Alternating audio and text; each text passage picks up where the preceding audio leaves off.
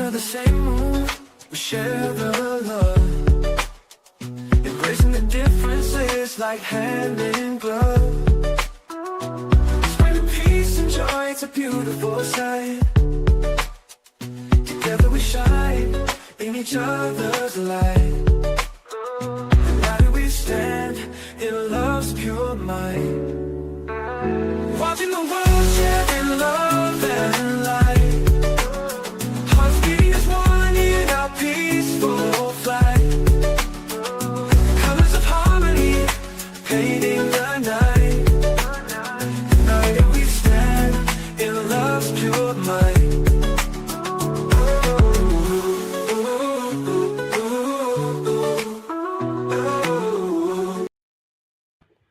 Okay, thank you guys for tuning in to the channel. Can you guys hear me okay? If you can hear me well, put a 1 in the chat.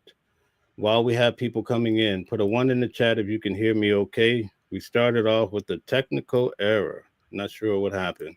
But if you can hear me, put a 1 in the chat. Okay, so you can hear me well. Welcome, everybody. We have a great show in store for you tonight. We're going to talk about something that this channel has always been against, and that's any sort of violence, especially domestic violence against women and children.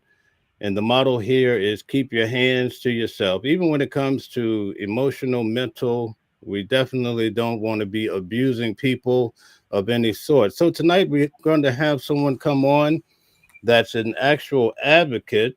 She attended Sean Diddy Combs' trial with me every day. We went to the trial for something like 8 to 9 weeks if you include the jury selection. But tonight we're going to talk about something that a lot of channels do not talk about, and that is the victims when it came to Sean Diddy Combs' case. We had Cassie, we had Mia, we had Jane Doe, and the list kind of went on, especially when you talk about Dawn Richard as well. So we're going to bring on Mama Flip, and she's going to really break it down, help me break it down when it came to Sean Diddy Combs' trial. Welcome on. Nice to have you, Mama Flip. Thank you. Thank you. Can you hear me? Yeah, I hear you loud and clear. Excellent. Excellent. Hi, how are you? All right. Nice to have you. Tonight, we're just going to break it down. I remember seeing you at the courthouse, and now it seems like we don't have much to do in that regard. We're waiting on the next trial, right? Yes, we are. We are waiting for the next trial to come on. Yes. What was it like to go to Sean Diddy Combs' trial every day? Pretty much. It was hard work. Actually, I actually took personal time off of work to actually cover the trial. It was kind of crazy. It was kind of unexpected. So I actually started covering the trial. Decided to actually cover the trial after I saw Cassie's original lawsuit. And when I saw Cassie's original lawsuit, I was like, "Oh hell no!" I mean, excuse me, I have to be careful language.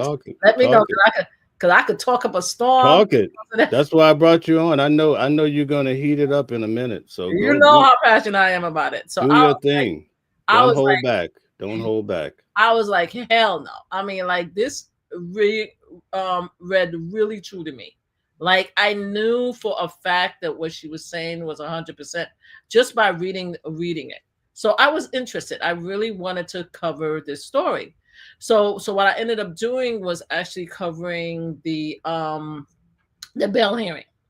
I was completely interested in the bail hearing because I was worried. I was worried that they were going to give him bail. So that freaked me out. Right. So I went to all the bail hearings. So I started from November and it was cold outside and I met a few people out there and they got a chance to just know me. In fact, I got into arguments with some of these reporters. I remember. No disrespect to my male reporters, but they were like the energy they were giving me as a Black woman out there. I didn't like it. I didn't appreciate it at all because they were telling me to move out of the way. I got into such a verbal argument with two male reporters. I think they will always remember me as the angry Black woman. So anyway, so I did that, and then after that, when the hearing happened, I said I'm going to do the same thing because we didn't go upstairs. I didn't go upstairs for any of the bail hearing. I just was outside covering it. I would go after work. I would go during lunch, and I would just capture outside. So I plan on doing the same thing. It's like just be outside, capture the environment. see who's out there, and just just be just be like a fly on the wall. That was my initial purpose. And then the first day, I think it was the first day that I was there, a lot of people was coming outside like, ah man, the lawyers, they got them, they lying.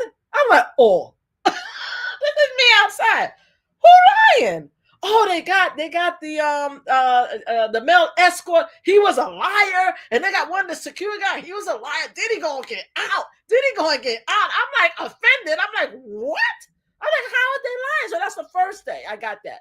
So the second day, I think it was the second day that Cassie came on, was on the stand. I got the same energy. They weren't as cruel, but they're like, oh, they got her. Oh yeah, they got her. Oh yeah. So I'm like, okay. So I went home and I was like, so I asked somebody, I said, how do you get inside? It's like, oh, it's easy. The public could come in. Right. But you just got to be here like 5, 6 o'clock in the morning if you want to get inside the courthouse.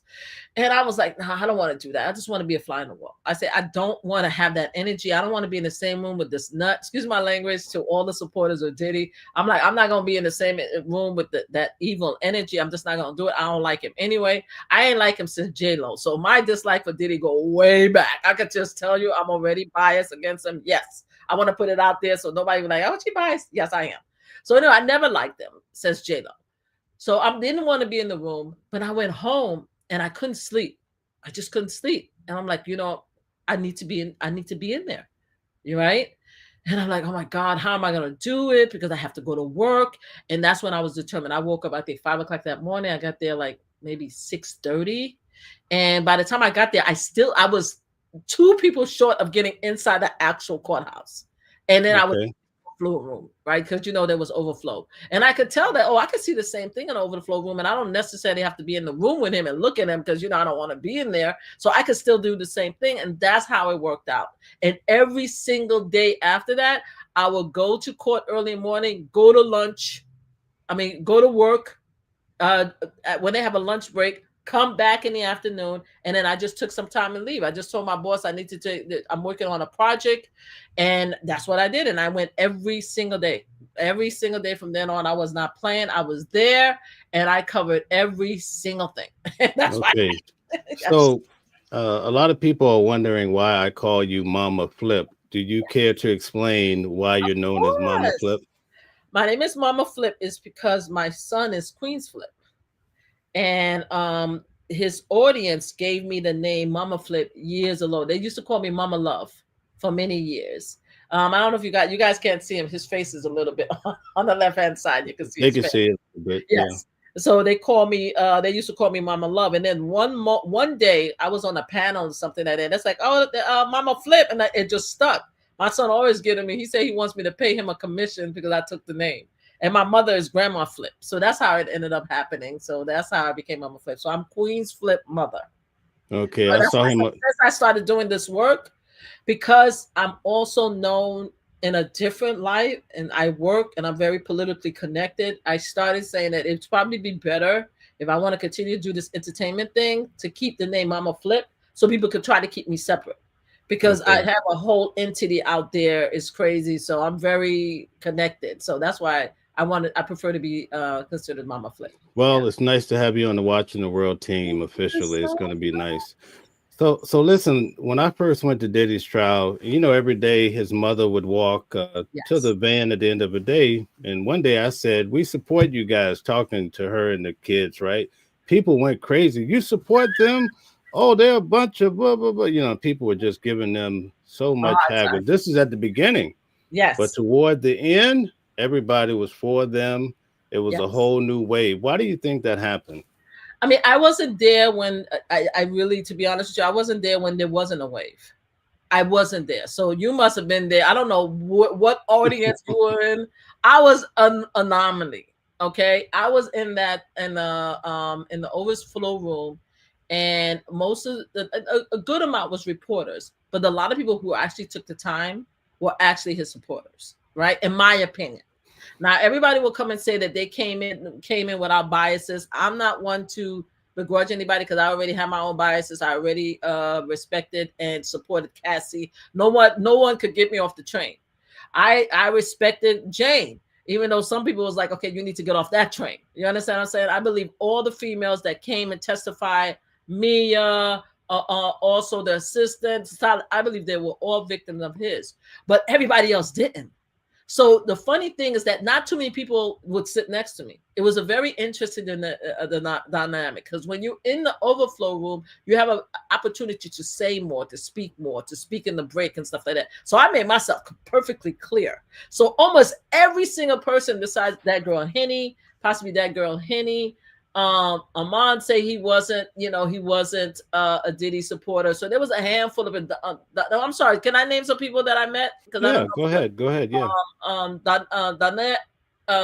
Donat said that he wasn't, but there were other people who were, right? They were clearly his supporters. Every single argument, every statement these women made was a lie.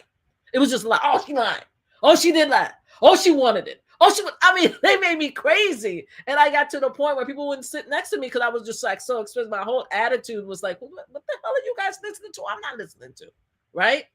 And so that's it. So I never had the feeling that you had the feeling that they were against him, because they were never. There was clearly a love fest with him for me. Right at the end, you should have seen. I was the only one that cheered when he got 2 out of 3. Oh yes, it was crazy, So I never got that feeling.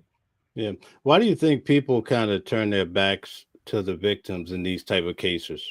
Because they feel, honestly, I feel bad. I mean, I hate to say it, but they actually blame the women. They blame the women more than they blame the men. Right? They blame the women. They felt like, for example, Cassie's situation. They're like, oh, she was with him for 11 years. Right? And there's such a series of biases against Cassie that I could just make myself crazy. And I'm particularly disappointed, and no disrespect to my Black sisters, but I'm going to talk to y'all for a minute. I'm particularly disappointed with my Black sisters. My white T sisters, I hear y'all, you guys live a different lifestyle from us most of the time. I mean, a lot of us are equal and with a relationship with men and everything like that. But I expected more from our Black sisters, because we lived it. We lived that type of life, right? We lived it with our mothers and our aunties and our uncles. We know people who've been through that type of relationship. So I don't understand why everybody brand new.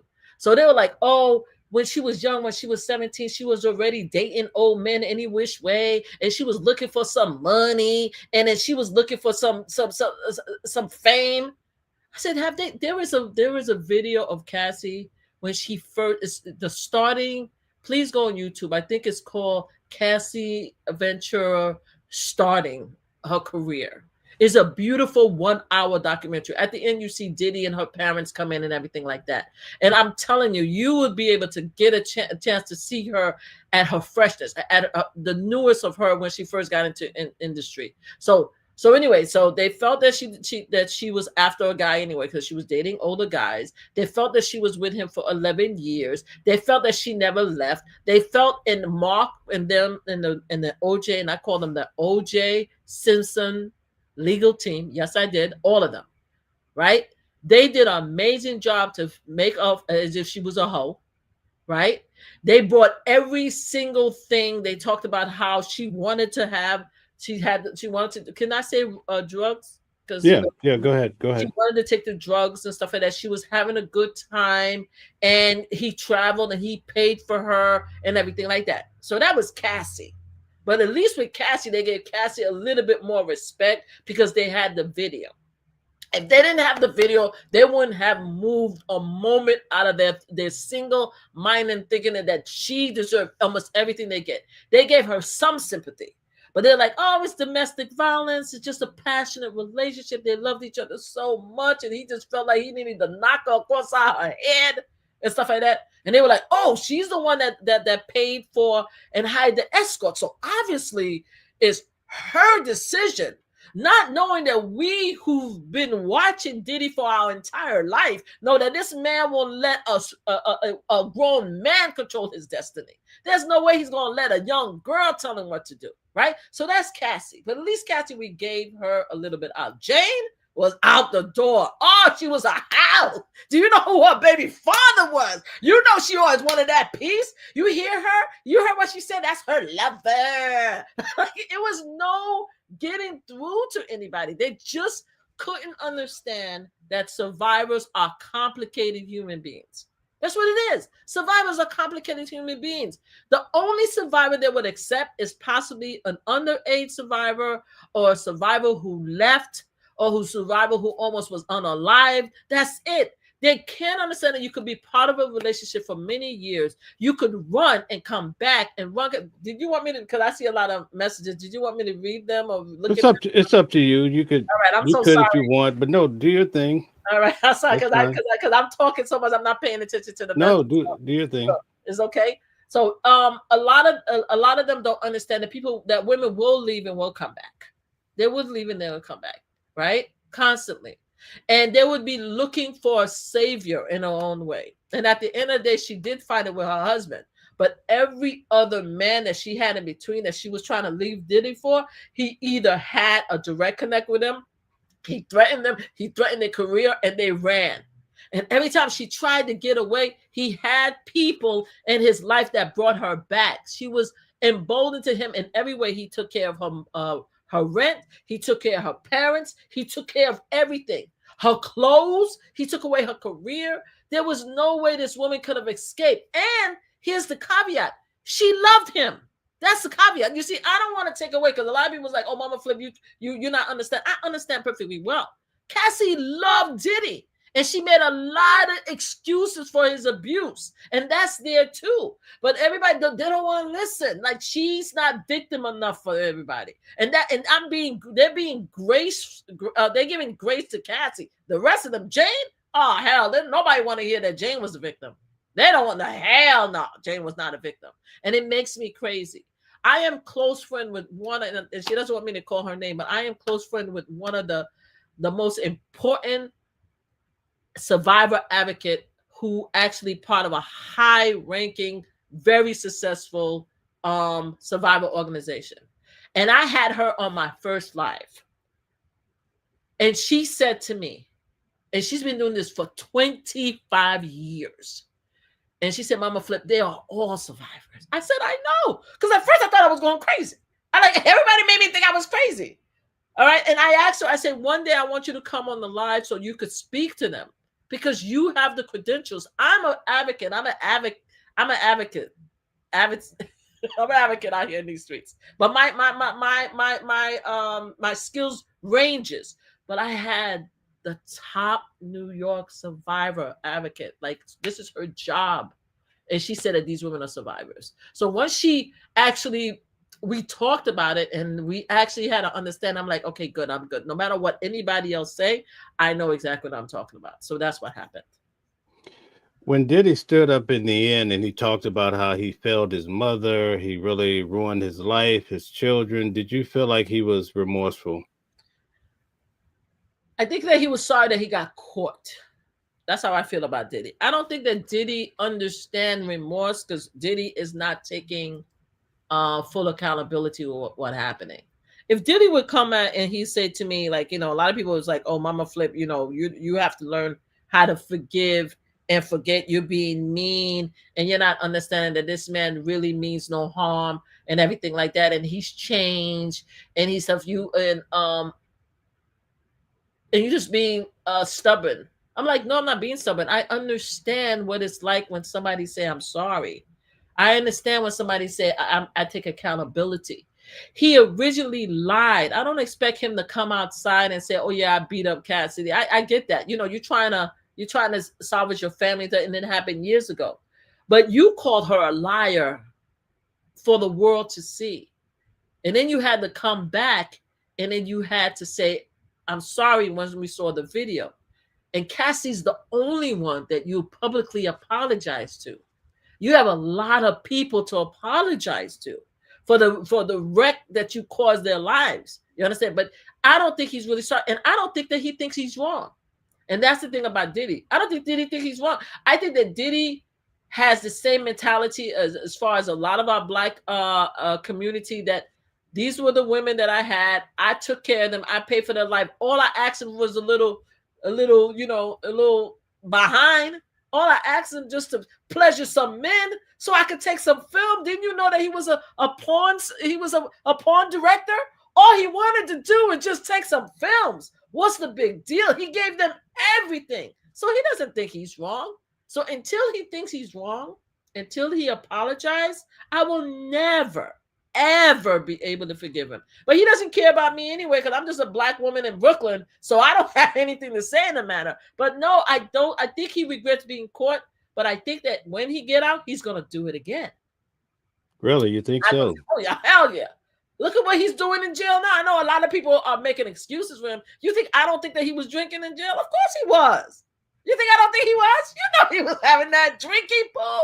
Let me tell you something. I have a lot of family members. If you know my son and you know the people he hangs out with, I know what time it is. I've been working advocacy for years. I'm a gun violence survivor advocate. I work with families. I know exactly what our children are up to. I know what happened in the jails. I help people get out of jails in my time. Okay, I know everything that goes in there. I work very closely with the system. You think I don't think he had some hooch in there? Of course he did.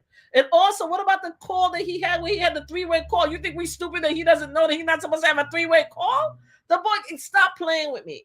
He is the most entitled, spoiled human being. You understand? But to give him some grace, he worked hard to be who he is, right? So who are we to say, okay, you know something, it's unfair? He worked very hard to get the millions and billions of dollars to have people work around the clock and give him everything he needs. You understand what I'm saying? So that's how I feel about him. I don't think that he really regrets. I just think that he regrets getting caught.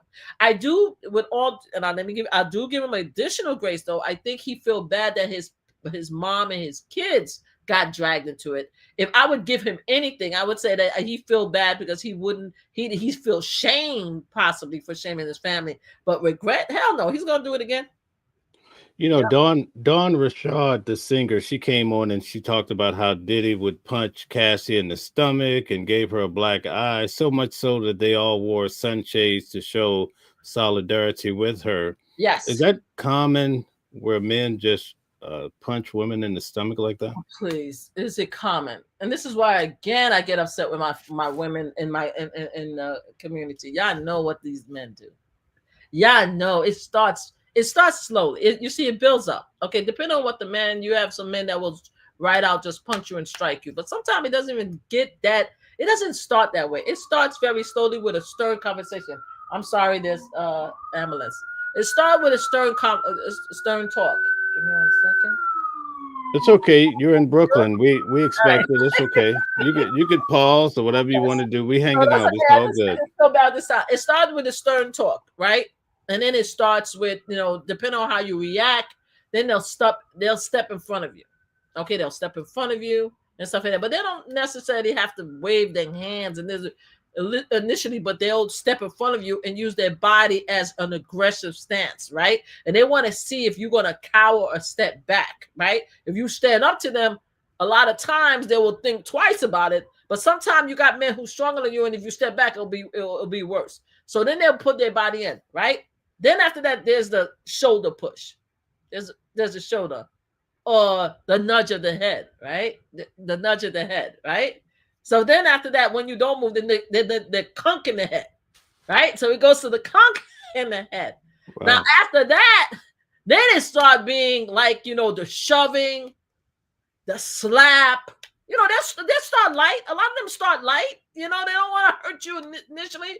But depending on who you are, how angry they are, of the substance they have, that's when it comes to the punch and the kick and the body throws. And then it becomes into all of that. But it starts very slowly. Again, you have some men that straight out, they've been doing it since they were kids, will straight out punch you and kick you and drop you and stuff like that. And then you have the ones that have the weapons, will threaten you with a gun, knock you across down the head, stab you. There's a lot of stuff. You have people that will hit you with a car. You understand what I'm saying? Yes, it's possible. It happens all the time. We've seen our aunties going. We've seen our moms going through. We've seen our neighbors going through it. I can't even begin to tell you how many times I stepped into domestic violence abuse from strangers in the street. I stopped fights in trains. I've stopped fights near City Hall. I used to live in California, and I had this couple that I lived with, and I forgot her name. She was absolutely beautiful, and the first week that I went there, I went knocking on the door because I heard her screaming bloody murder, and I went in there knocking on the door, and then he came to the door, and he acted like this is what they do. They come to the door, act like nothing is going on. So I'm like, is she okay? Hi, I'm your neighbors. I just want to check, is everything okay? They're like, yeah, everything is okay. Then after that, she came to introduce herself to me. And we were friends after that. And at least once a week, he used to just drag out, beat the living crap out of her. And I would always try to talk to him. He ignored me. So I tried to talk to her. And I kept on saying, look, I could help you. You could leave. And she said, I will. And she kept on going back to the point where I stopped talking to her. For my sanity, I had to stop talking to her and I had to leave them alone. I would call the cops. Don't get me wrong, I called the cops, but I couldn't go over there anymore because she wouldn't leave. And this is where I understand some women when they say, well, it's their fault if they don't leave. And then sometimes you do have to just save your sanity. But that doesn't mean that I'm not aware that she was abused. I just was aware that I went as far as I can to help her. And I couldn't continue going to the house, right? Because she wasn't doing anything. So all I kept on doing is calling the cops until I left. But I couldn't also be her friend either. Because I couldn't make believe that I was okay with you constantly getting your behind beat. I couldn't do it. So yeah, that's the answer to that question. So Okay, so one of Diddy's employees, she recounted how she lived with Diddy. She would do everything for him, basically, and that he violated her, raped her several times throughout the Mia, course of time. about Mia. What do you think about that when it's the employer employee relationship and there's some allegations of that happening? I just think that the arrogance of his life, right? He created his own world, his own universe, and everyone was there as a toy to do whatever he needed them to do. And if that means giving him a little ass, excuse my language, that means that's what it was, right? A lot of people do not believe Mia was actually raped by Diddy because they felt that she stayed, and she stayed for many years after that. And then after that, she sued him for overtime and everything like that. It's like, who would stay there? A lot of people would stay there. If you look at Ivanka divorce papers, right, prior to her divorcing Donald Trump, she stayed. You understand what I'm saying? It's not alleged. It was in the divorce papers. She retracted it. All right. It is on the divorce papers that one of the reasons why she and Donald Trump fell out is because he raped her after he had his hair. She authorized him putting the wrong hair plant. So I'm saying, if the highest person in the world, God rest her soul, could go through that, then everybody could go through that. People go back. They go back for whatever reason. So yeah, it was his own world. He created it, and he felt obligated. He felt entitled to take whatever he wanted to. And she felt, I think one of the things that Mia said that was very interesting to me is that she felt that he was her friend, her lover. I mean, not her friend, not her lover, because she was her friend and her tormentor. And it was interesting to hear her say that, because she said when he was around, he was my whole world. And when he was good, he was very good. Everything about him was good. He was a good friend. He was a good confidant. But when he was bad and when he was angry, that's when it was bad. And then Mia also said that I also blame myself. You see, a lot of them, all the ladies, they blame themselves too, because they felt that they put themselves in that situation, right? And they felt that if it wasn't me, maybe I turned him on, maybe I did something, because he's such a good guy. And it's women who's been domestic abuse. He's such a good guy. He give me flowers. He take care of the kids. He's such a good, great guy. It's me. If I just would understand him, if I just would be quiet, if I just give him everything he wants, if I just listen to him, if I didn't raise my voice, if I didn't dress up, maybe me dressing up, maybe I put a little bit too much lipstick. Maybe I should just dress down. Maybe he wouldn't find me attractive. You understand what I'm saying? She was just part of this world, and he just took advantage of it because this is the world that he created. There was a time in Jane Doe's relationship with Diddy where they didn't have any type of altercations, but all of a sudden she banged his head into the towel, and that's when the big fight started. What does that tell you about? Was he trying to reform, and that's why he didn't beat her until that moment? No, I think what happened is that he met her after Cassie left. So and she was very compliant. So all respect to Jane, but that wasn't his main girl. You understand? Cassie was his main girl, and he was dating a lot of people. He was dating young Miami and a bunch of other girl with on and Gina. He was dating a bunch of us. So she was one of a few. He really liked her, but I don't think that he was his main girl. So he didn't have to spend that much time with her. So she was like his guilty pleasure, right? So they were always having a good time. And she did everything he wanted, right? So she didn't have to really fight him that much because she gave him she was, even though she didn't want to continue with the freak off. And again, I want to tell everybody, each of these women, Jane and Cassie, made it clear to Diddy they wanted to stop the freak off. Everybody telling me that's a lie. It's not a lie. They said it in the notes. They said it in the messages. They cried about it on the phone calls. They did not want to continue to freak off. At one time, they were like, they just wanted to be with him. But anyway, going back to Jane, she didn't. There was no argument. There was no argument. She was apparently, based on what she testified, she was a good. She had fun. She didn't have fun with the freak off, but she was just a good companion to him. They laughed. They joked. So he didn't have any needs, and they were fairly, I think, fresh in the relationship because she was, whereas Cassie was 11 years, Jane I think was 2 or 3 years, so they were still fresh in the bloom of this perverted relationship, right? So you have that, and then with her, it would have stayed that way if he didn't make her jealous. He didn't know how to treat Jan.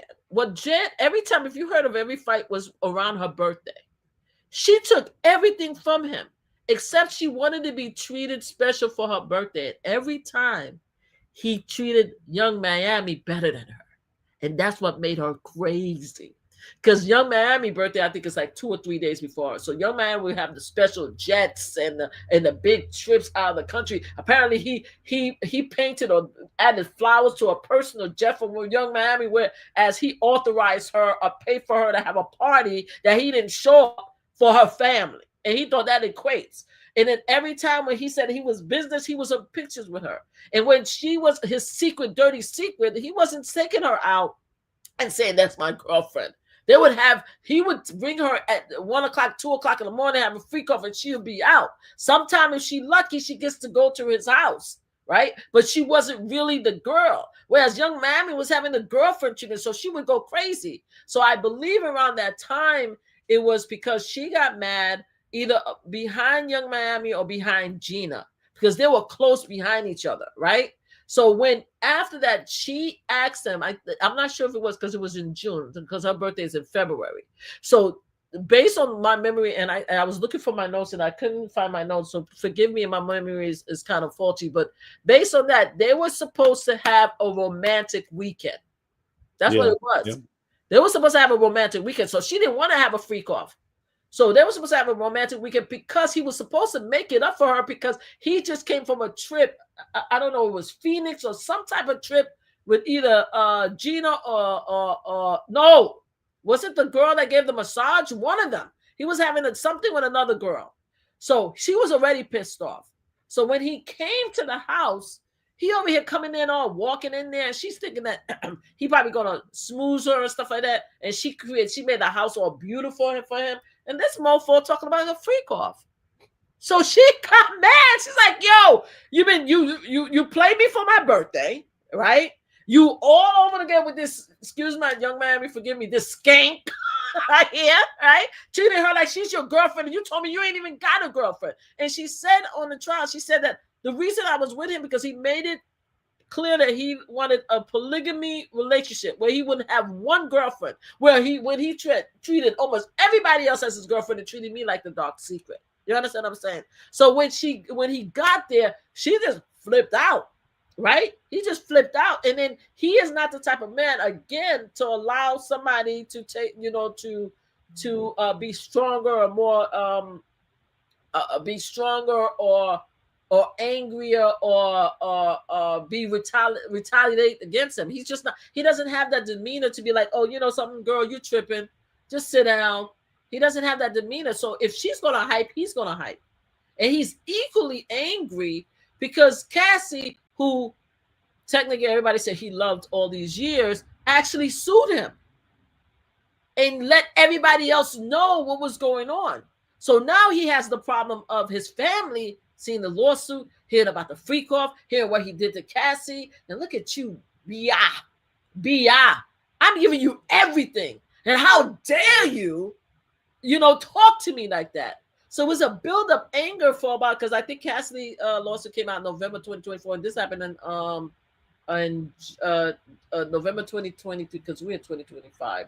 November 2023, and this happened in June 2024. So he had all that build-up anger, and she just ticked him at the wrong time. So yeah, so that's why I think the reason why he never had to touch her or lay hand on her, because she was the fun girl. She gave him everything he needed, and they were fresh and new and happy and a bunch of BS. You know what I mean? So I think that's what happened. Okay, great explanation. Guys, take a moment, hit the like button, share, and subscribe to the channel if you like this type of material. Let me ask you this question. The government, right, the feds, they hit Diddy with fraud because basically they said, listen, he's telling Jane Doe, come here, I'm going to wine and dine, romance you.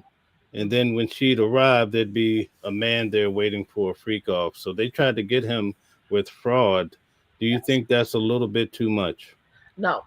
And I know a lot of people are going to disagree with me. I believe they had the RICO case. I stand on that 110%. You guys can't get me to disagree.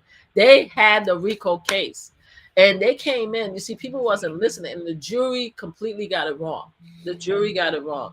So when the prosecutor came in, they made it clear. When we were talking about the RICO and the enterprise, we're not talking about Diddy's company. They said it clear. They tried to separate it, but people weren't listening. We're not talking about Diddy company. We're talking about the group that he created as an enterprise, which included him, his personal assistant. What is her name? Cease? Is it Cease? His assistant name. How can I forget her name? Oh shoot. KK. Is it KK or his assistant name? I'm sorry. Capricorn Clark. No, not Capricorn Clark. I'm talking about the woman that made $600,000. His right hand woman. I don't know. I forgot her name. Oh, you're talking about KK, right? Yes, KK. So I am right. Yeah. So okay. He had his personal assistant. He had KK. He had his travel agent. He had his security guard. He had his financial budget person. All of them was working in cahoots to maintain this lifestyle that he had, which is called a freak off. You understand what I'm saying? He used the business money, his business credit card to pay for these hotels. He used KK to set up the personal assistant to set up the room, right? He used a personal assistant to pick up the drugs. He actually had prescriptions under the personal assistant name. He used a security guard to pick up the money and drop it off at the hotel. All right. He used a personal assistant to pick up the girls' outfits and the shoes and the baby oil. Do you understand what I'm saying? He used the accountant who had the money to take out to give to security guards so the security guards could drop it off at the hotel. This is a freaking enterprise, goddaggit, to do something illegal. It was a freaking RICO case, God. But people didn't believe it. They're like, oh, hell, they're trying to take away his business. He's a man of black excellence. He did so much for the community. He fed the children. Why do we want to go against a black man? Because the black man was a freak, illegal, woman-beating, lying criminal. That's why. Wow. Her name was Christina Coram, I believe. KK. Yeah, KK. That's true. Thank you. Yeah. So that's how I feel about it. Now, with all that said, I'm going to regress because a lot of people said I was going to be very angry about him not being found guilty and everything. I said from the very beginning on every live that I ever did that I didn't think they were going to find him guilty. And let me tell you why. Not because I didn't think he was guilty. I totally thought he was guilty. The receipts that they had, it was amazing. And I kept on trying to tell people that not every evidence that we saw in the court, everybody else saw. because if you stayed during the lunch break and during lunch when they were having discussions about what was thrown out, you would know there's a lot of evidence that the jury didn't hear, and neither did the public. We were there. We saw everything. This is why the judge is so hard on Diddy, because the judge saw everything, right? So anyway, I lost my thought. I lost my train of thought right there. So anyway, I didn't think he was going to be found guilty because of the current political environment that we're in. If the United States of America could vote about 56% to put Donald Trump in office with every single thing that Donald Trump has done, who am I to think that United States of America or even the regular jury of 12 peers would think what he did was wrong? So I didn't think so. And even if he did find guilty, I figured that Trump was going to pardon him anyway. So I kept on saying, I hope they will find him guilty, right? But I didn't think that it was possible. I wasn't comfortable or confident enough that 12 people was going to find him guilty, to be honest with you.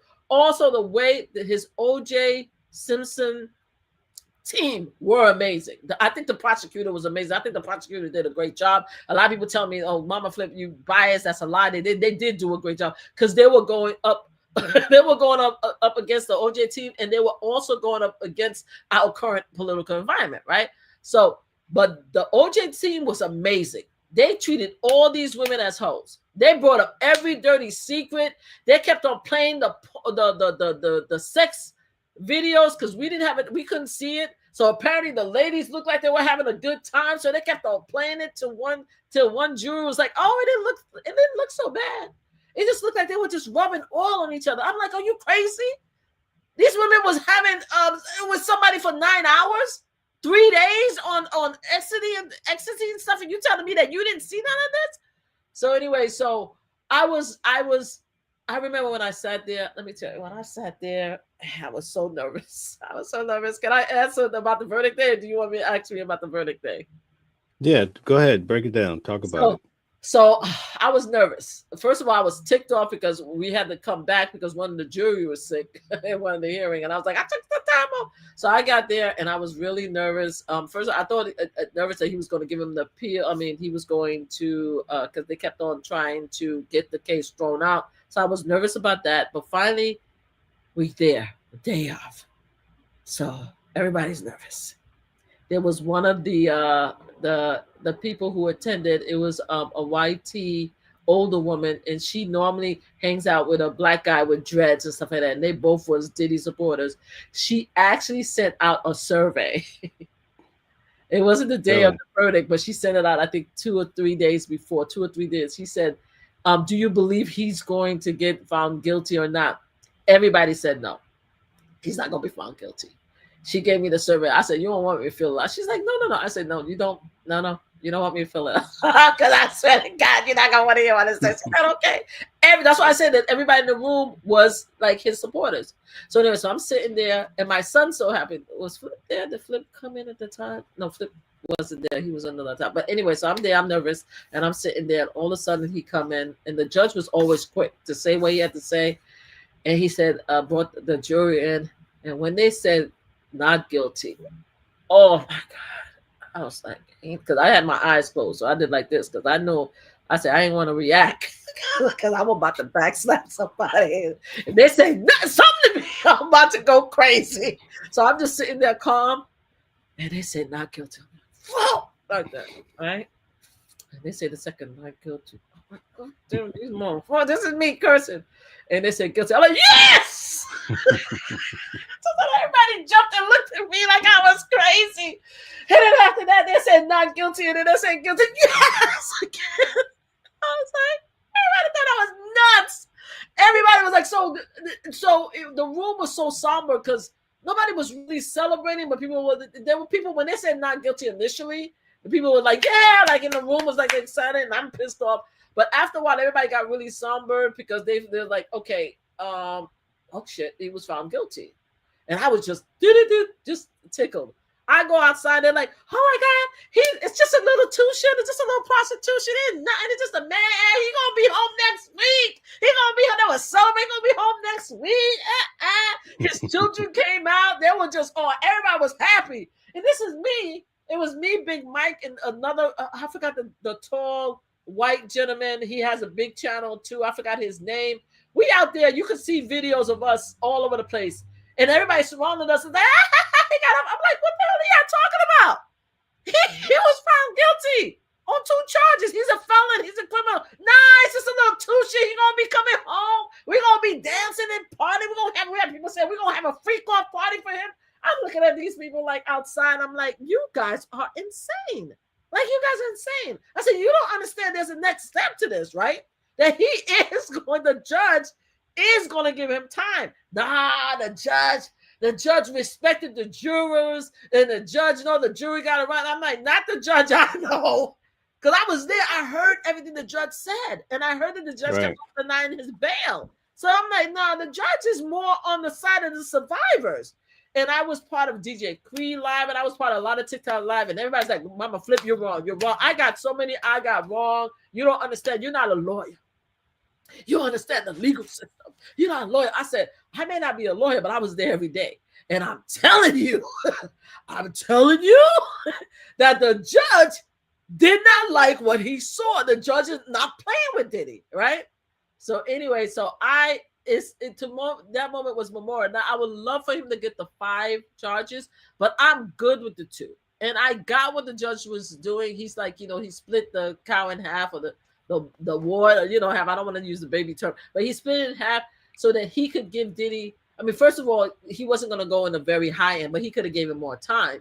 But he wanted to give Diddy an opportunity to sit down, learn from your mistake, and then give him an opportunity so he could come back and be part of his family. Because he also felt empathetic.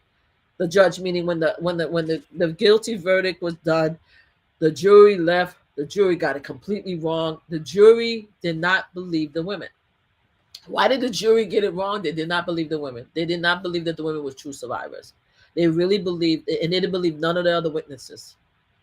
And the DJ, oh boy, the former DJ, no disrespect, I gotta be very careful because a lot of these people are my son's friends, or they know my friends, so I gotta bring it back. The only person I have this energy for is Diddy, but I do have a problem with DJ. The DJ that was Cassie's former girlfriend, that accused Diddy of breaking into his house and burning his car and stuff like that. Oh, he turned bro really quick for Diddy. His energy was so bro, like, oh, I forgave him because we saw each other 2 years later. He's like, and Diddy was like, my bad. I was going through a hard time. And he said, I forgave him. What is the DJ name again? The one Kid Cudi. Kid Cudi. I forgave him. I'm like, hey, do so. And every male witness became a bro for Diddy. All the women, except for the stylists, right? All the women was like, yeah, we saw it. It was abuse. It was this. It was wrong. All of them was like, yeah, it was his personal life. Yeah, I was doing it on my private time. The prosecutor was like, so did you do the freak off on vacation? No, I didn't do it on vacation. I was working, but it was my private time. Did you get paid? No, it was just his private thing. So all the bros, whether it was white or black, all the men that testified was his friend and his bro. And it was a complicated relationship. All the women's like, please understand, he's an abuser. You understand what I'm saying? So at the end of the day, I would have loved for him to have 5, but I understand the complication of it. I understand that the jury was just completely Diddy lovers, but at least they gave us 2. I am okay with having him held accountable for 2, because I would have been devastated if he got out of all 5. I would have been like, yo, this world is just completely insane. So I was okay with the 2. And I do hope that he comes out and he redeems himself, but I don't think he will. Now, one of the things that him and I are going to have a problem with, and I'm telling you right now, and I know a lot of my people are mad at me for saying that, if he tries to open up a woman's shelter, I'm going to do everything I can to shut it down. I'm doing everything I can. I'm going to use every means possible, and I'm very well connected to shut it down.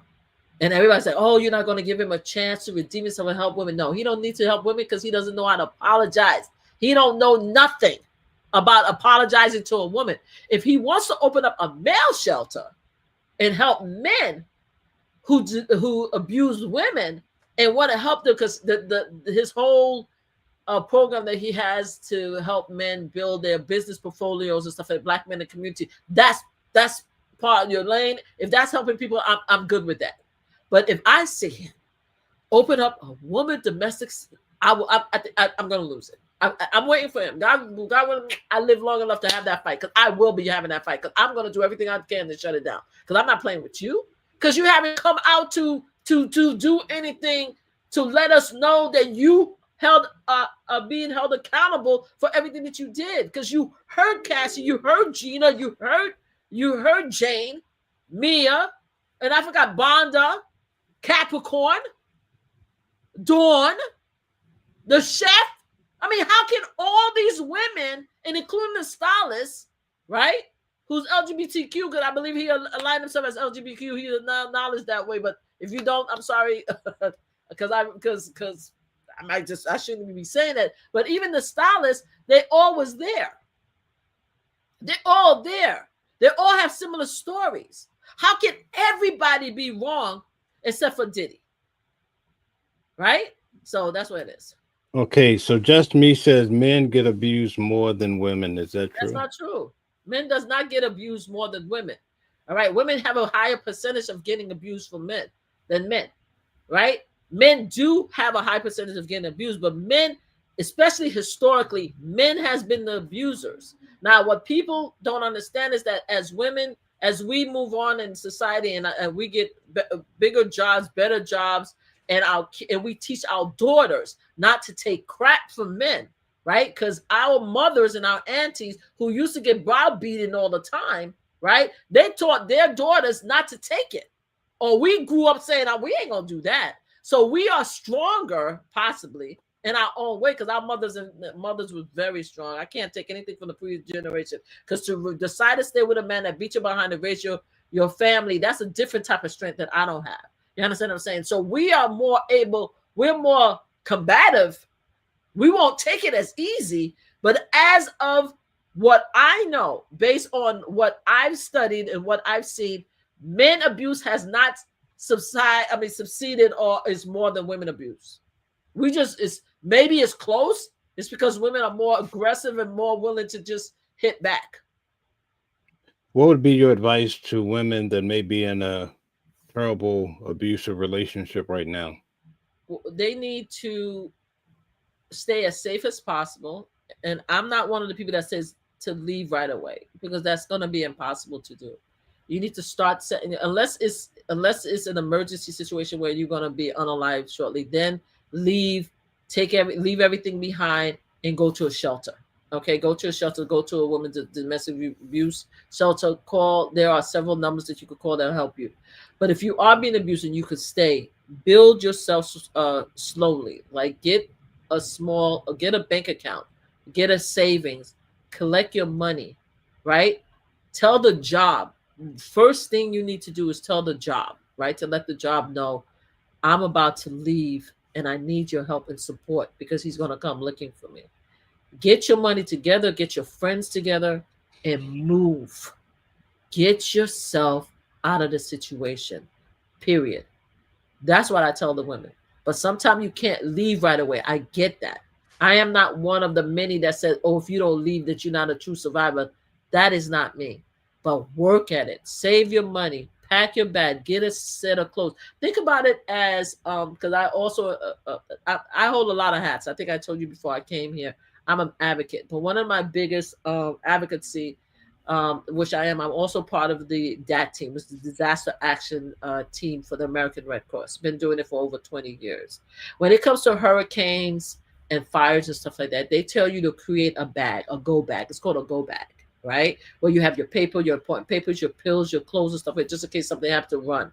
That's what you need to do. You need to create a separate go bag. Whatever you need to have, put it in there. Get a copy. Get an extra copy of your birth certificate, extra copy of your social security, extra copy of your passport. Have everything together. Put your clothes in there. If you have to put in storage, put in storage. So when it's time to go, you are out of there. It's more difficult with kids, but it's the same thing. Get out. And that, Do you think it boils down to women choosing the wrong man, and that's why they end up getting beat? No, I don't think it's the women choosing the wrong man. In some circumstances, you should be able to see the signs, because sometimes we marry our fathers or we marry our family members. So sometimes you see the signs, but sometimes you don't, because men, you guys are amazing human beings. First of all, you guys could be the most charming, endearing people. And let's just go back to Diddy. When I went in there, I couldn't stand Diddy, because again, I came from the J Lo. I didn't like what happened between Diddy and J Lo. I thought that he shouldn't have put her in the position where there was a shootout and everything. And I felt that her song, I fell all into that he did her wrong. So that's why I never. And then after that, Biggie and everything like that. So I've always held something. But one thing about Diddy, he was sweet. Did you hear the poetry that he wrote for these women, the texts that he wrote for women? When he was talking to Jane on the phone and giving her that sweet, loving conversation, I just need you as a friend. You are the light. I need the light to shine on you. You are everything to me. Do you remember that? And what Yeah. about this Texas? You are going to be the most amazing, the most beautiful woman, the most beautiful mother. You are next to Mary to me. Like, he had the word of God. Yeah. Like, was amazing. Diddy's attorney, Mark Agnifilo, started basically crying when he was reading some of the letters going back between Diddy and And the women. Mia, I believe. Yeah. Yes.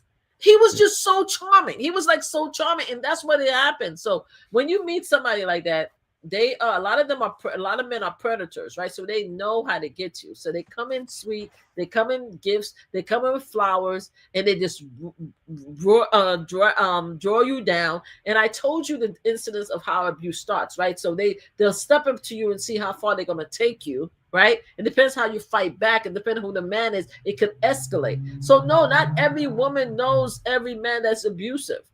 You don't.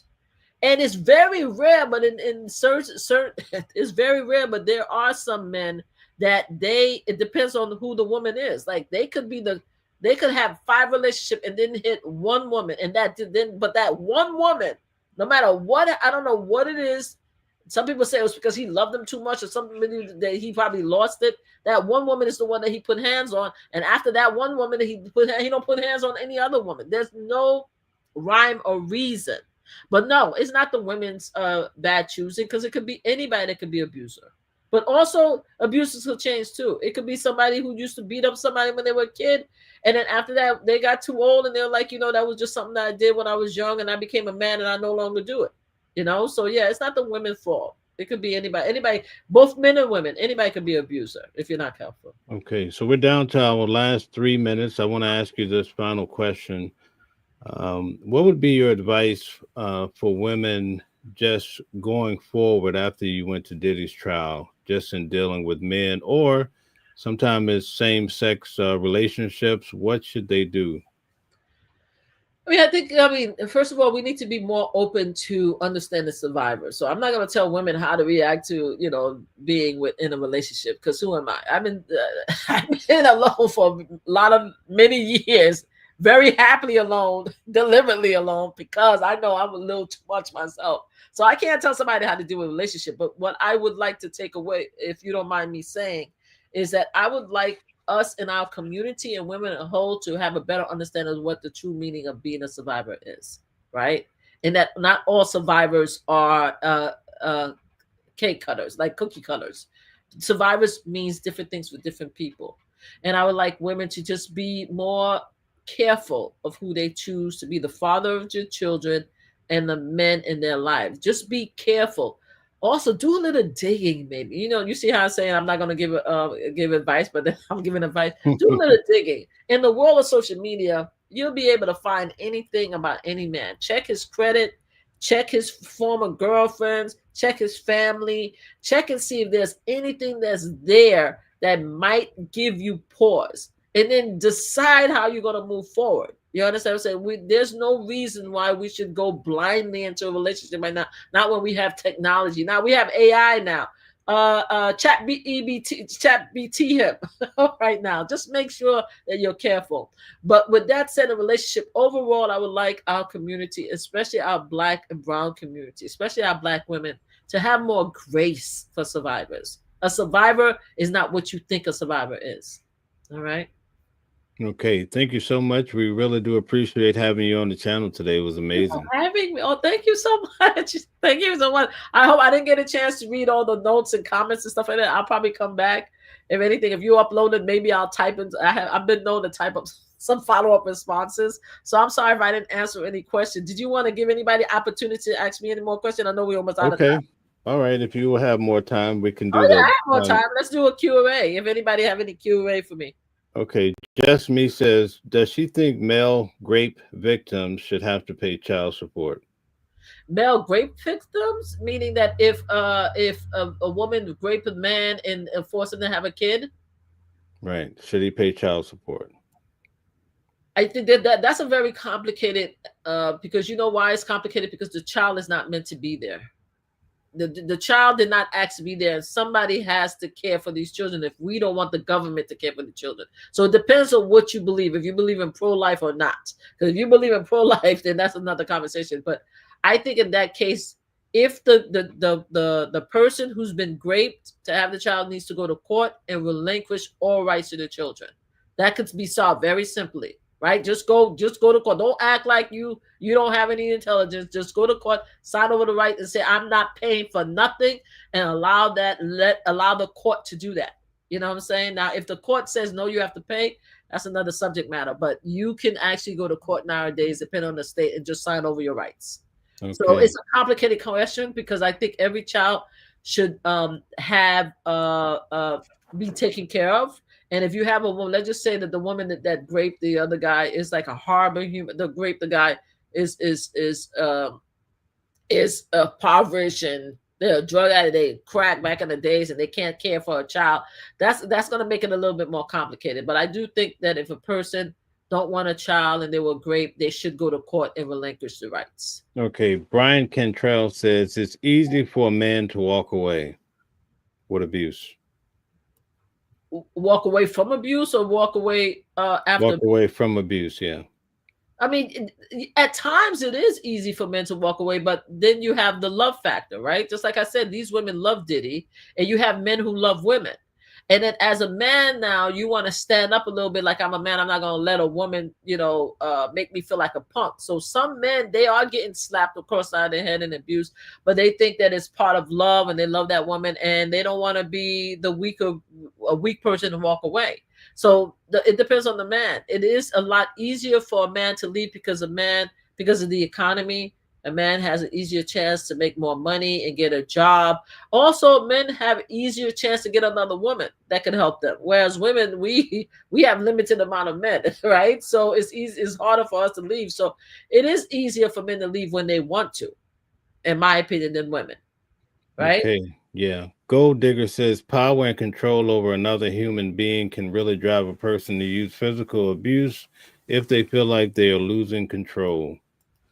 That's a wrong way to think about it, though, because it shouldn't be about power and control over another human being, right? We should be able to allow people to be who they are.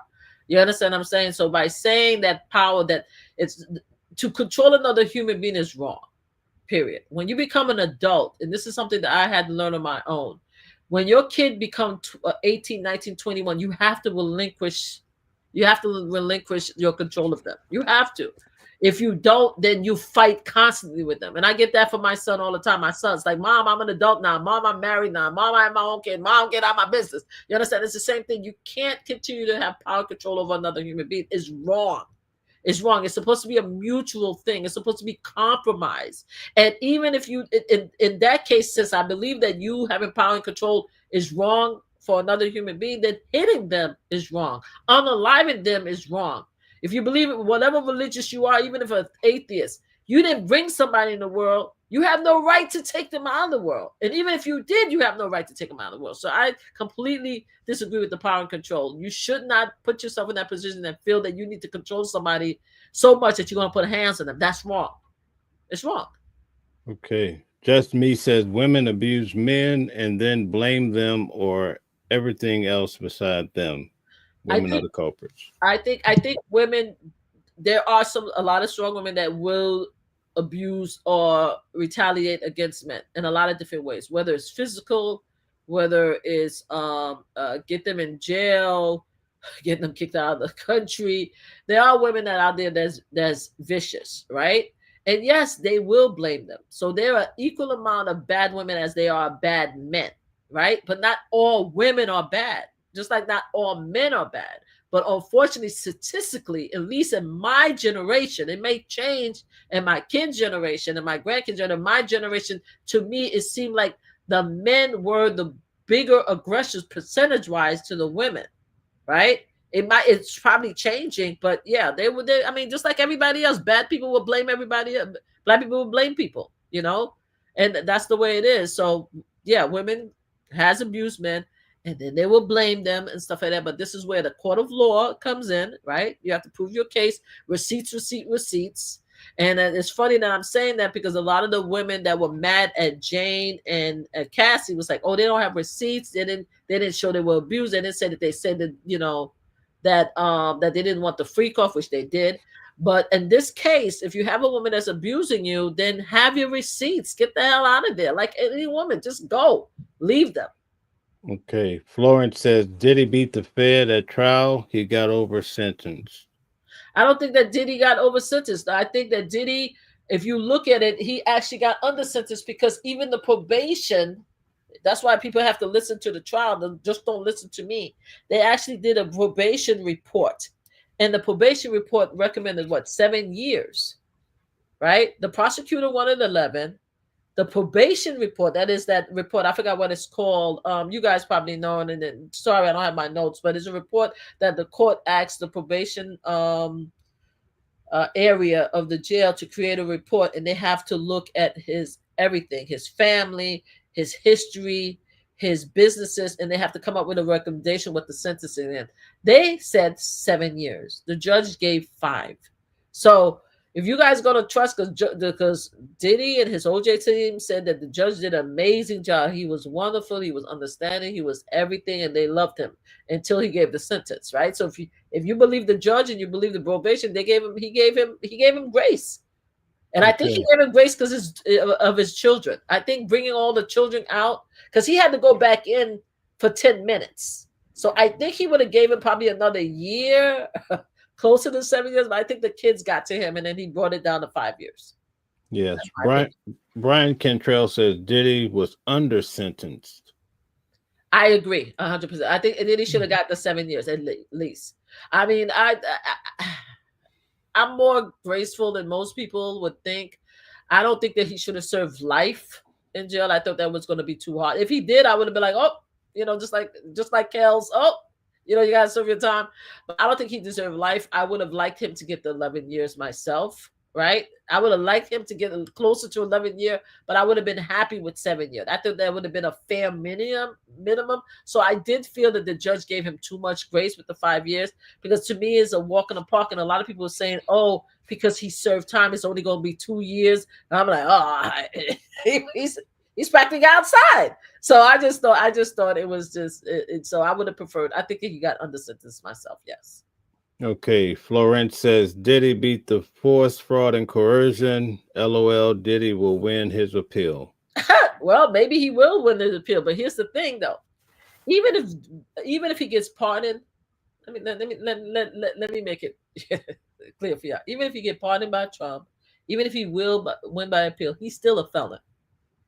He's still a sex predator. His legacy is destroyed. And at the end of the day, not all of us can get justice. You understand what I'm saying? There's a lot of victims out there that can't get justice. You understand? And we get that. But if we could get just a little bit. He is no longer a man of excellence. We know who he is. So the rest of us advocacy out here, survivors, if we get all of that, if I get all that, then I'm good. So if he gets out and have another freak off, and you guys want to celebrate his music, that's up to y'all. But I know that his history and his legacy is damaged. And if that's all I get, then I can live with that. You know what? I felt like if he had walked out of that courthouse the day when his verdict came through, if they had let him go and he walked out of that front door, I felt like they would have tried to make him a demigod. That's how much those people were sweating him. I mean, they really love themselves some Diddy. What do you think? I agree. They were so heartbroken that he couldn't get bailed out. They actually, the family, I couldn't even believe it.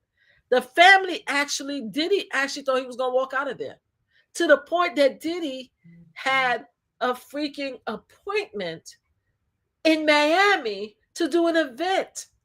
He thought he was going to walk out. All of them did. They were so shocked when he couldn't get out of that jail. And I was like, he's not getting out. This judge ain't playing. So yeah, if he had gotten out, everybody would have forgotten. They would have deluded themselves that it was nothing. It's just a little prostitution. Everybody do prostitution. It's not a big deal. It's because the judge continued with the case and denied his bail and continued with the sentences that people are now beginning to understand, like, yo, this is actually a case. He actually is a felon. He's actually a criminal. He's actually in jail. He's actually paying for what he did. You know? So yeah, they would have made. They're still gonna try to make him demigod. You didn't hear the outside? They were like, yeah, we here. We wait for you. We're gonna have a freak off ready for you when you come out. They're still talking like that. They can't wait. They can't wait till you come out. What did you think about the girl Barney that kept saying, "Would you pee on me"? I like Barbie. I like Oh, Barbie. you like her? I think I like Barbie. I like her because she and I talked, and then I had to stop somebody, and I like the guy. Me and the guy got into it because he and I forgot his name. Hopefully he sees. You know, we're still good. They almost got into a fight. Of course. What's his name? Oh shoot. She actually Marvin. She actually got into a fight with Marvin first. He Fresh and Fix. They got into a fight first. Myron. They got into a fight, and then one of his fans stepped in, and I had to separate them two from fighting outside the courtyard. But him and we were joking with each other. But I like her because she approached me and she told me what time it was.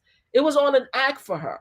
You understand? I said, this is who she is. She's a character in a play, and the outside is her audience. So I think she's hysterically funny. I don't think that she really means that she wants him to pee on her, but if it's going to get her views, then she's going to do whatever she's going to do. So I think she's funny.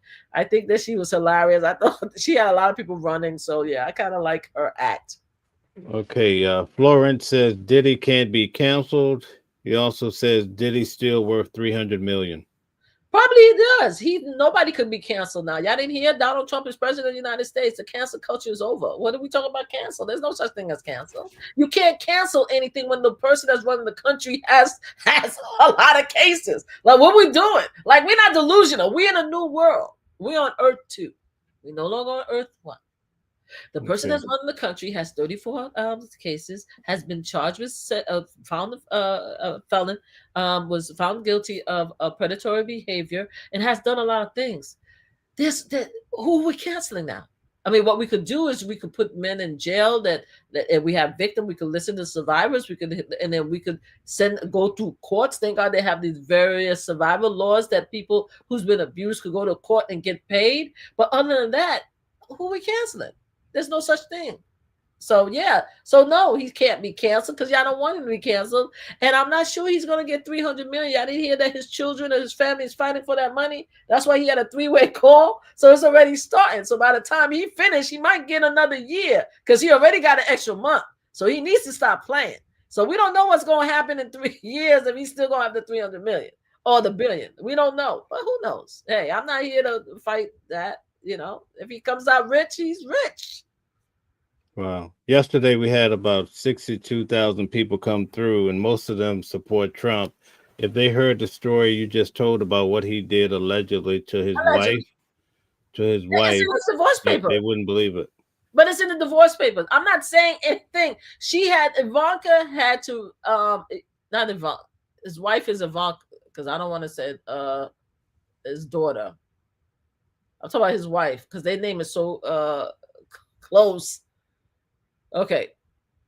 Because I was his former wife, who's no longer here, had to write a statement saying that she was wrong, that it did not happen. Right? Mm-hmm. All you have to do is use the Google machine. In the divorce papers, she said they got into a fight because he was upset because of the hair plugs that he blamed her for putting up bad hair plugs in his hand. So they got into a fight and he raped her. It's on the divorce papers. Then when he ran for president, she retracted it and wrote a memo and saying that Ivana, not Ivanka, Ivana. I'm getting a name. She wrote a letter saying that it never happened. I'm just saying that if we want to believe the divorce paper that was done when they were getting divorced, like maybe 20 years before he ran for president, I don't know. But it's in the documents. I'm not making it up. Just Google it. Y'all see it. Y'all will see it. And no disrespect, and I'm going to say this because a lot of people are going to be mad at me. Prior to this election, I wasn't engaging with the MAGA community, the Trump supporters. I wasn't engaging with y'all. Y'all wasn't engaging with me. I wasn't having no conversation. I lost friends and families. I didn't want to hear it. I had nothing to do with y'all. I really didn't. But let me tell you something. What happened with growth? First of all, I met a lot of Black MAGAs, and I happened to like them, especially on the social media. And I began to understand them. But I think what shift my idea is the fact that y'all did that. Y'all brought this demented, cruel person who done a lot of bad things back into office. And not only did y'all bring him back in, he got 56% of the votes, and he also got the popular vote too. Oh man, I'm not that much of a hater. I give it to y'all. I show you guys so much respect for getting him back. How am I going to hate y'all when y'all did that? So even if I don't agree with anything, I give them respect. So I'm really cool if they're cool with me with the MAGA community, because I'm like, hey, y'all did that. Now everything he does is on y'all. And I'm part of the 92% movement. You know what the 92% movement is, right? Break it down for the audience. The 92% movement is when most black women who were part of the Democrat that voted in support of Kamala Harris, we on a break.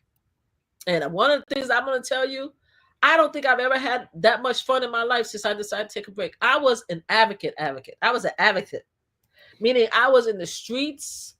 I was protesting, and I'm still working in my community, but in the background. But I was her, like outside in every situation. You see me outside arguing, fighting with officers, trying to get health care, going to Washington, D.C. I've met every single president except for Trump. That's me, right? But once November happened and y'all voted for him, I'm like, you know something? I'm going to do something different. I'm going to take time for myself. And that's when I decided to do social media. I started having my channel with my mom. Started doing slot channel. Please, guys, I would love everybody to join Mama Flip slot channel. It's very important to me. Not Mama Flip slot channel. I'm trying to get over 10,000 subscribers. So please join Mama Flip slot channel to get me over 10,000 subscribers. I really appreciate it. And more. Please come and watch us play slots. It's a whole community. It's a whole thing. But I started doing that, and I started taking time for myself. And we'll have Bordeaux. Can you please put that in the chat? Make sure, just say it again so she can put it up and we can promote it. Oh, yes, I'm so sorry. Mama, MAMASFLIP slots. Right? We play slots as an entire community. It's me and my mom. My mom, Grandma Flip, is the longest survivor of COVID in New York. If you look her up, you will see her story. She was in coma for 3 months, and she took almost 3 months to recuperate. So she's one of the longest survivors of COVID in New York. So I created a slot channel for her. And that's why we call it Mama's, because I'm Mama Flip, she's Grandma Flip, Mama's Flip Slots. Please join that channel. If you guys can help me get over 10,000 subscribers overnight, I really appreciate you guys. You guys can come and yell at me over there too. I just want y'all to subscribe and come and watch us play slots so we can talk. So anyway, as I was saying, I learned to appreciate the MAGA community, the Republican that supported Trump, because I also learned to appreciate the fact that you guys have given me an opportunity to find life outside of advocacy. I'll be back in 2 years. If everything work out the midterm, I'll be back. 4 years, if he's no longer in office, I'll be back. And I'm still working the community, but it's no longer my big focus. Like, he actually gave me a break, because I'm like, I don't have nothing to do with none of this. Y'all voted for this. Let him do everything he promised, because America is not going to learn until this man have it. I want him to have all the power, all he ever wished he want to do for America. I want it to happen for us, because we need to learn our lesson. But it's the Epstein file. I need the Epstein file to be released. But Donald Trump said he likes the blacks. Oh, he does? Really? Donald Trump likes the rich blacks. Donald Trump always liked the rich blacks. He likes the rich, famous blacks. right? He don't like all of us. He don't. Yes, Mama Flip Slots. Thank you, darling. Please. Oh, there's an S. MAMASFLIP. There's an S after the A. If you don't mind me changing that. MAMAS Flip Slots. Yes, please. Thank you. Mwah. Thank you. Let me tell you something. He don't like all the blacks. He don't like all of us. But he likes the rich ones. He likes the ones that have money. He likes the ones that have power. Yeah, yeah. So, yeah, he don't like the everyday man. I'm sorry. Thank you for sharing it. Yeah. So, whoever delusioned themselves into thinking he doesn't even like the regular white guy. Trump don't like the regular white guy. He don't see how you guys are. You see now you putting me in a bad position. Look how he reacted to Epstein file. Finally, he came out and he said they could release the Epstein file, but he was getting very mad at y'all. Because y'all the one that wanted the Epstein file, not the Democrats. I don't know where the delusion is the Democrats wanted the Epstein. No, it was MAGA supporters that wanted the Epstein file released because they thought the Democrats was in the Epstein file. The man said he doesn't want to release. So now he started calling all kind of traitors and names and stuff like that. Y'all guys have to choose. I mean, you guys have a difficult time. But I don't want to take away from the fact that I am not hating. Thank you for giving me the break I needed to just see the world as it is. I had a delusion. Because I thought the first time he won, we were just trying, America was just trying something new because they didn't want to establish it. They wanted to try something new. But after what we went through, y'all voted for him again. I realized that America, who America is, and I get that. And I appreciate it. And I thank you for the awakening. And I thank you for the break that I'm taking. Okay. Are you a part of the big mission? They're going to boycott Thanksgiving, Christmas, Black Friday, Veterans Day. I am on a break. When I tell you I'm on a break, the only thing I'm doing right now is helping my community, helping small not-for-profit. I'm on a break. When I tell you, everybody know, all my advocacy groups, I don't think you even realize how many groups I'm part of. All my people, they know. If they want to see me, they see me on the Slot Channel. I am on a break. I'm not taking part anything. I'm just watching everybody, just enjoying like the nonsense that's happening and hoping that he gets to do everything that people voted him for. Now, don't get me wrong. If somebody needs help, like for example, I'm not going to sit around and watch ICE agent attack somebody. I'm not going to sit around and watch somebody get hurt. If somebody call me and say, Mama Flip, I need help with that, I'm still out here doing the work. I'm just not doing it out publicly. So if I can help anybody, I will definitely continue to help. But I'm just saying, we as Americans are not going to learn until we allow this man to take every single power that he have to make America the way he wants to make it. Because guess what? When he's gone, because he's not a vampire. He's not a vampire. What do you think about J.D. Vance? Are you ready for him? He'll be the next president, they say. Okay, let me tell you something. MAGA. Can we have an honest conversation? I don't even know how I turned from Diddy to MAGA. Okay. There's a possibility that J.D. Vance would be president, except for J.D. Vance has a brown wife. And you guys don't like that. I don't want to get you in trouble, but listen to Nick F. Yeah, I know who Nick is. I don't want to say his name because his name sometimes flag channels. You know, Nick F., the conservative wife. Yeah, he just told off his wife the other day. A lot of very extreme MAGA. Not all MAGAs the same. I'm realizing that. I used to put you guys all in a bubble, but I know that there's different degrees of MAGA, different degrees of. But a lot of y'all brothers and sisters don't like his wife because she's brown. And they don't like his wife because apparently his wife is not a Christian. According to my understanding, she actually have a different faith than her husband, to the point where he was mentioning the other day that he want her to be part of his faith. So I don't know how y'all gonna do it. I think unless he gets himself divorced and get himself a white tea wife, I just don't see it. And y'all don't like him anyway because y'all said that he disrespected Trump, and y'all have a long memory, and y'all just brought him in because to help, bring in other Republicans that wasn't on the Trump side. So yeah, I don't see it. I would see Eric Trump, and that's laughable, would be the next president than J.D. Vance. But again, I've been known to be wrong, but I think J.D. Vance needs to divorce his wife, get a whole new YT wife who's a conservative, then possibly, maybe he might be the next president of the United States. But I could be wrong. I could be wrong. Why are they trying to connect him with Charlie Kirk's former wife? I got in trouble. I'm going to tell you one thing. I'm going to share something with you with your 62,000 subscribers. How many people are watching?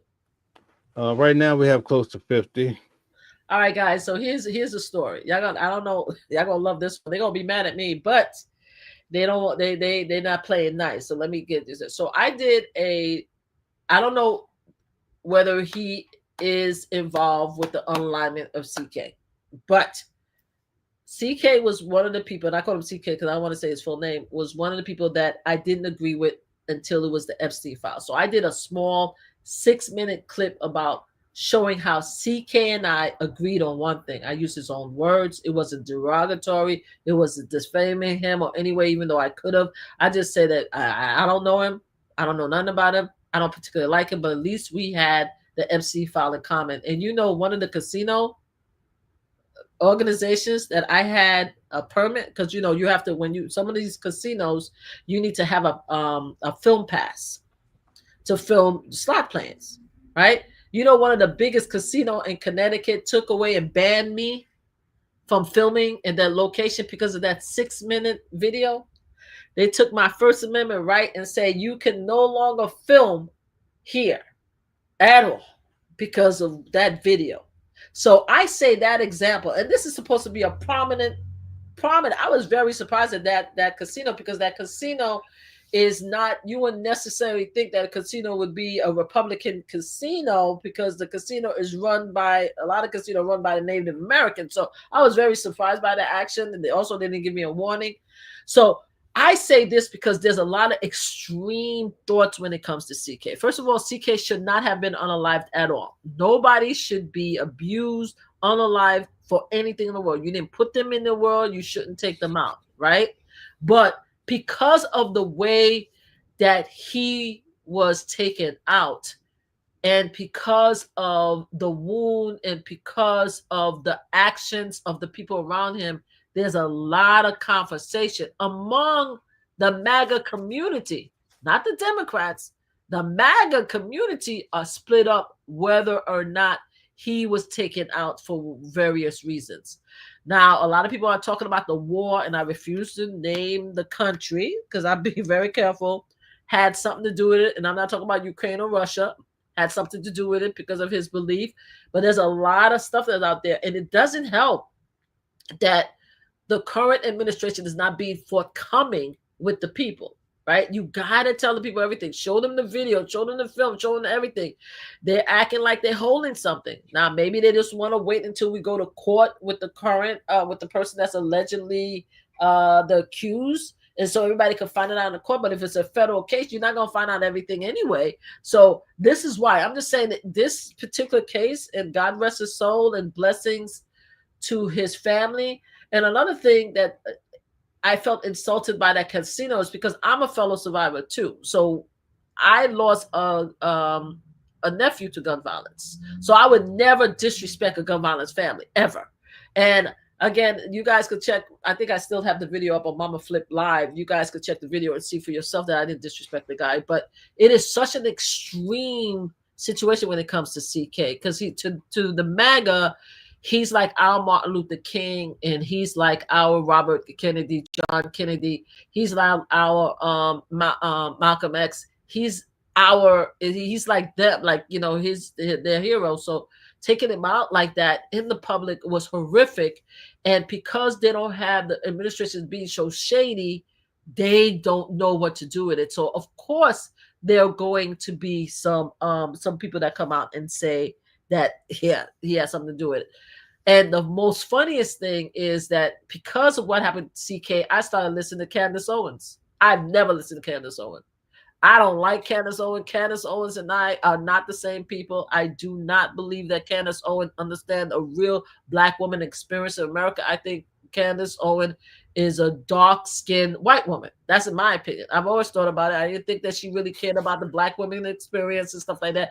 But There's always a but, because I'm now on Earth too.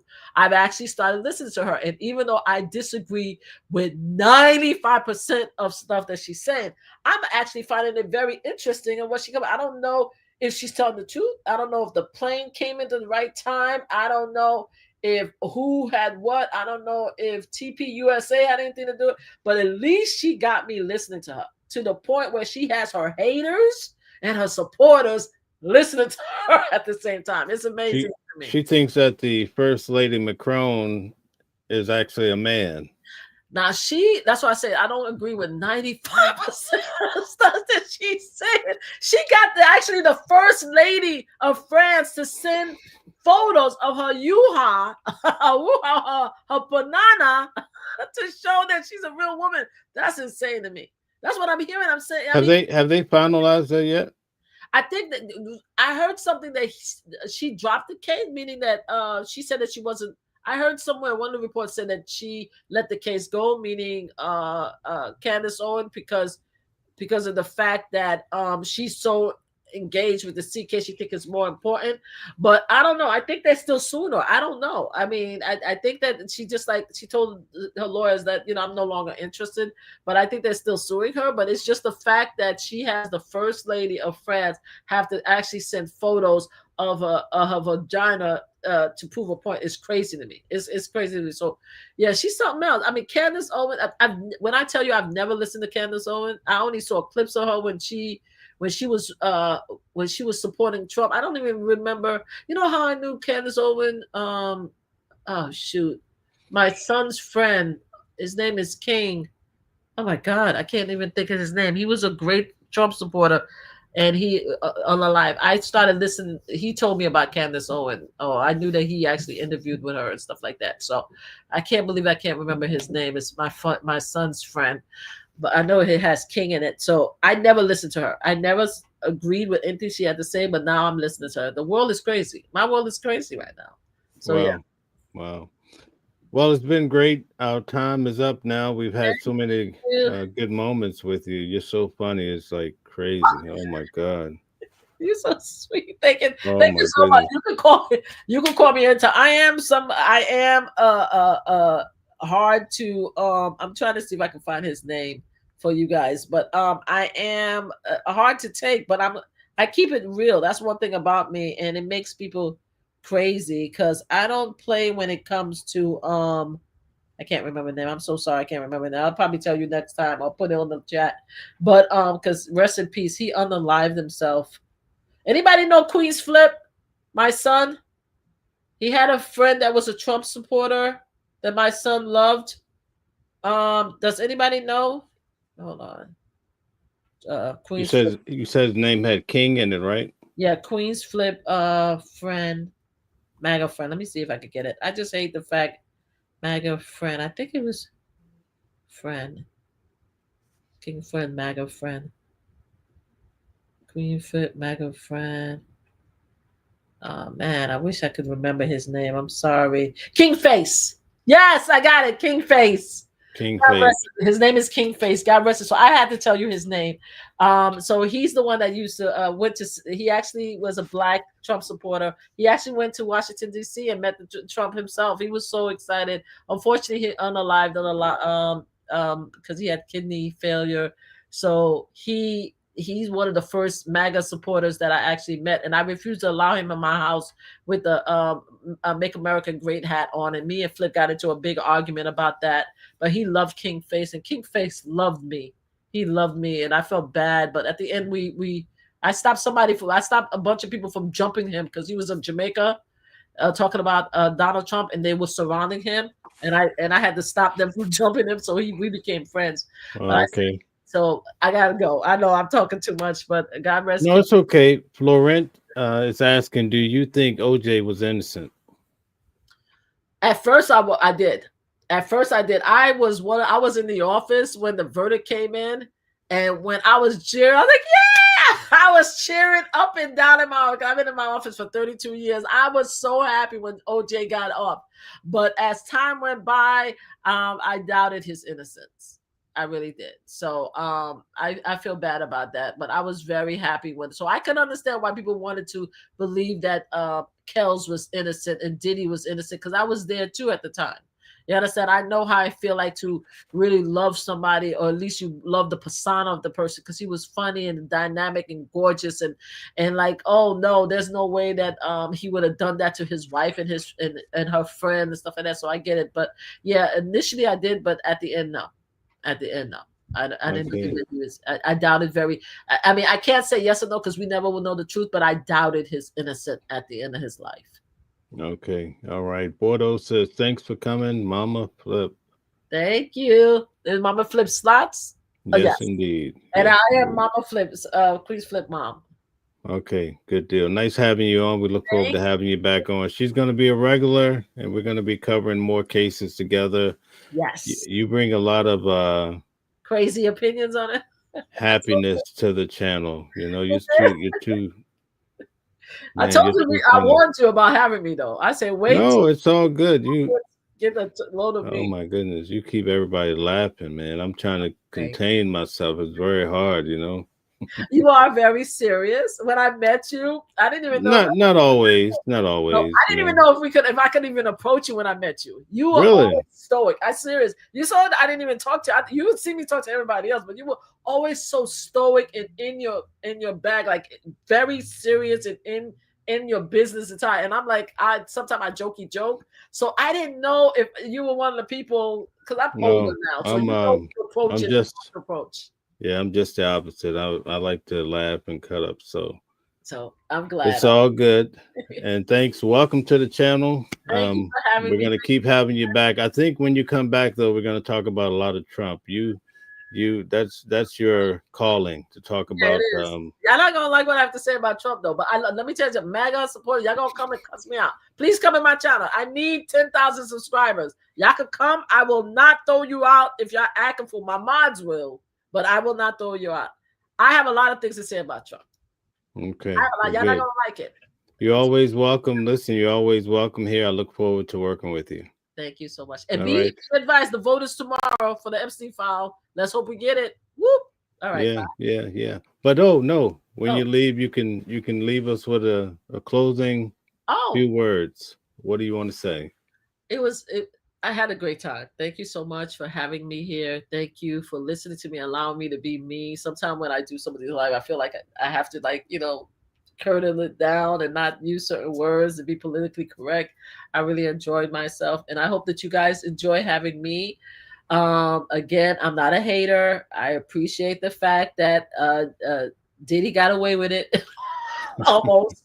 And I appreciate the fact that 56% of America voted for this crazy man in office. So I'm not a hater, but I just want everybody to just pretty much try to be kind to each other, right? Respect each other. What about, Bill Cosby was not innocent.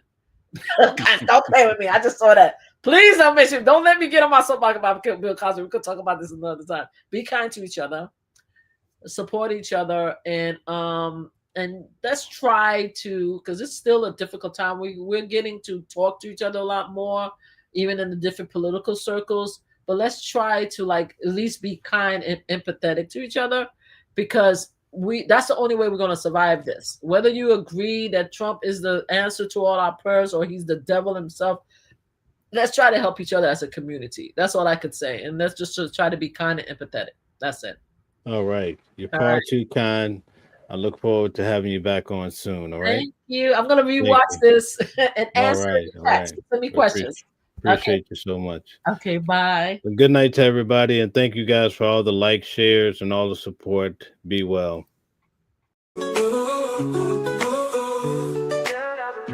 Different voices, but the same song. Loving a world where we all belong. Kindness leading the way, breaking the chains. In the symphony of love, the thing remains.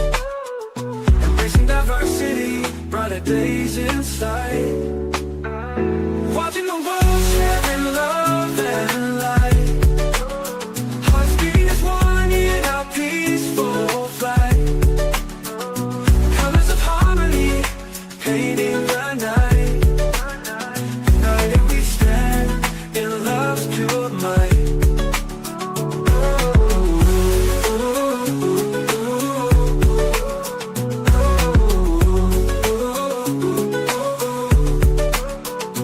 Watching the world sharing love and light, hearts beating as one in our peaceful flight.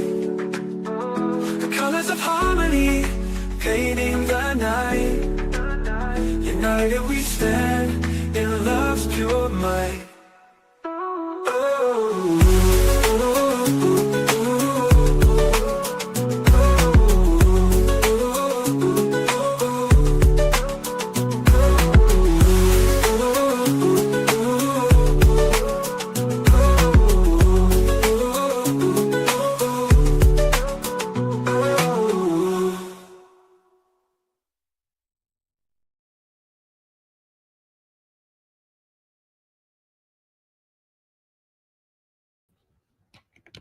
Hey, sorry about that. I was trying to get out of here. I don't know how to end the live. Are we good? I can't hear you. Can you hear me? Yeah, I can hear you. Can you hear me? Yeah, I can hear you now. Yeah, I said thank you so much. It was nice having you on. Thank you. Yeah, there was a lot of people. A lot of people came through. In fact, we still have there's 25 people still in there. I wonder what people do. They just hang out. Yeah, they probably hang out until you actually shut off the live and stuff like that. I hope they knew that when I said Mama Flip Slots, I meant Mama Flip Slots on YouTube. I meant to say that, not on the yeah. They posted it. She posted your YouTube Mama Flip Slots, but I'm gonna post it now on the community wall so everybody can go check it out. Yes, if I all I ask for, I don't even want everybody to join the Mama Flip Live, which only have 50. I need to get my slot channel over 10,000 subscribers and more so that I could be known as a serious slot channel, like content creator. Like this is my passion. It's for my mom. This is why it's so important for me to have, because my mom really loved it. When she got sick with COVID, she almost died 3 times. And this was the first time my mom, it's 6 of us. It's the first time my mom was ever sick in life. Mhm. So we didn't know what to do because we never had to take care of her. She took care of us. So when she almost died, we were paralyzed as a family. So when she came back and she made it after the first 72 hours, because the doctor. Okay, hold on 1 second. Hold on. Are we still live? Do you have to shut us off? I'm not sure why. Hold on.